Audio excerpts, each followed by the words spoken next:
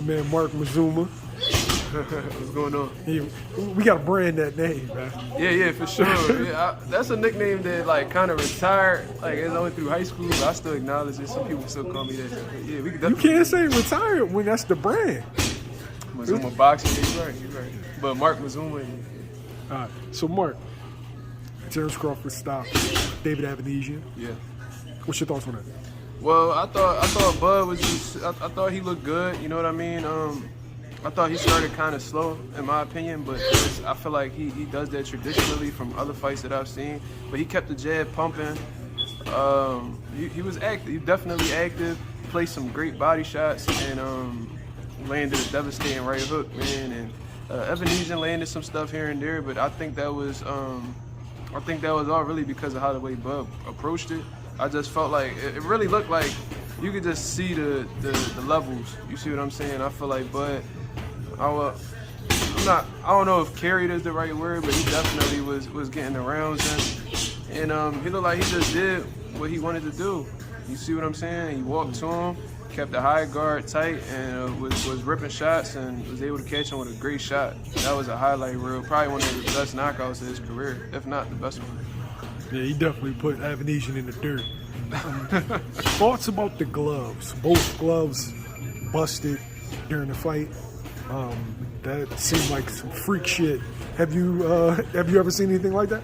No, I've seen gloves rip. You see what I'm saying? Because there are, but at the level that Crawford's at, I'm assuming that he gets new gloves every fight. But like for local shows in Philadelphia, they do tend to recycle gloves like 3 to 4 times. You may see some deterioration and stuff like that. But to see both gloves rip in the same location, most like, I mean, you could chalk it up to like the manufacturers fucking up.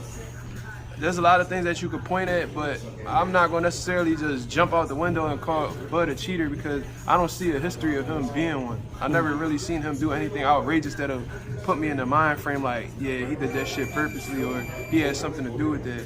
It could be just, and from what I understand, I think Everlast took the blame for it or something like that. So it looked like a funny material that I've never really seen before. Yeah, from the pictures that I've seen, it was definitely something. It was definitely like a unique type of material they was using or something, and maybe it just wasn't holding up. Maybe Bud's hands was too big, or maybe the wraps and his hands together was just putting too much pressure for the material to stand up to. So who knows? You see what I'm saying? That's just a weird situation, and probably one of the worst wardrobe malfunctions we've seen in a little bit in boxing. Now, is it a bad look that the State Athletic Commission allowed the fight to continue for at least one more round with the busted up gloves, and then Avaneysan gets stopped right after the gloves bust? Oh, wow.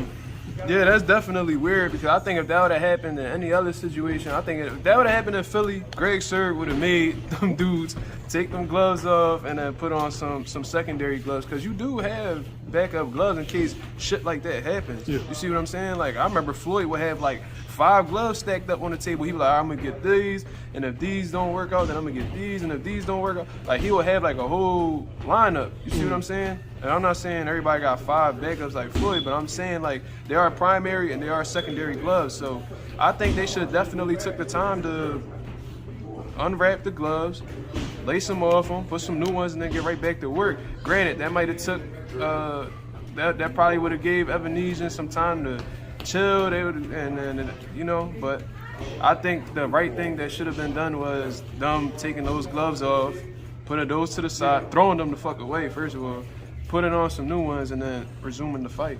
That's how I believe Pennsylvania would have done it, and I think a lot of other places would have done it as well. I don't think they would have continued to let that rock. I'm pretty sure a lot of president of state athletic commissions were looking like, yeah, y'all dropped the ball with that. They definitely dropped the ball. They should have never let that happen. And I'm surprised nobody in Avaneysan, from what I understand, I'm surprised nobody from Avaneysan corner was saying anything about it or said there was any type of outrage. If I would have been in Avaneysan corner, that would have been an issue.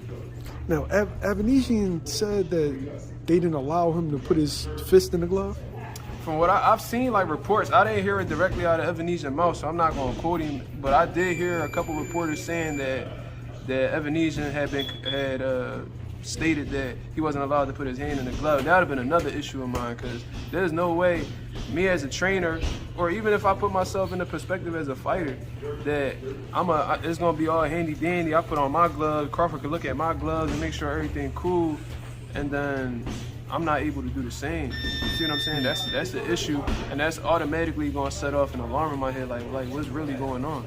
You see what I'm saying? Like that's unusual. You know what I mean? Like I said, in the shows that I've done, I've cornered over 40 professional fights, and I've always been able to check my opponent's gloves, my fighter's opponent's gloves, and there's never really been an issue like this. Because if somebody would have told me I wasn't able to check my fighter's opponent's gloves, then shit would definitely be at a standstill. That's not happening.